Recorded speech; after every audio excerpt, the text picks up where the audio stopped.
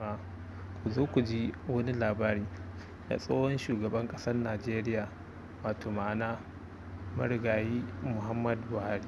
Ku zo ku ji labarin da yake baya. Da na zo neman ƙuri'a a 2015 jam'iyyarmu sun yi alkawari guda uku wadda idan aka zaɓe mu za mu iyaka ƙoƙarinmu.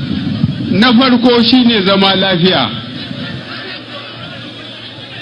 na biyu wadata, na uku hana cin hanci da rashawa.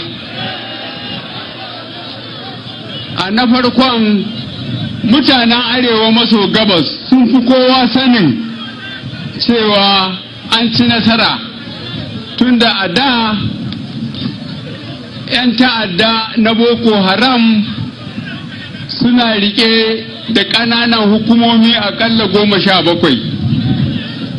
A yanzu ba su rike da ƙananan hukuma ko ɗaya, amma suna samun yara maza da mata suna sa masu nakiya su tura su cat da masallatai da kasuwa da tashoshin motoci su kashe mutane.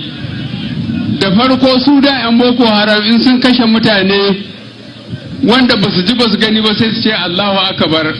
To muka ce masu Allah ba a zalimin sarki ba ne, ba za ka je ka kashe wanda bai ji bai gani ba kuma ka kira sunan shi, ko dai baka yadda ba da sunan shi ko baka san abin da kake faɗi ba. Ubangiji Allah bai da zalunci ba.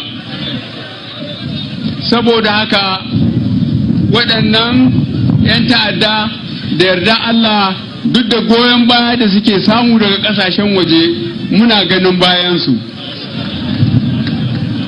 Batun wadata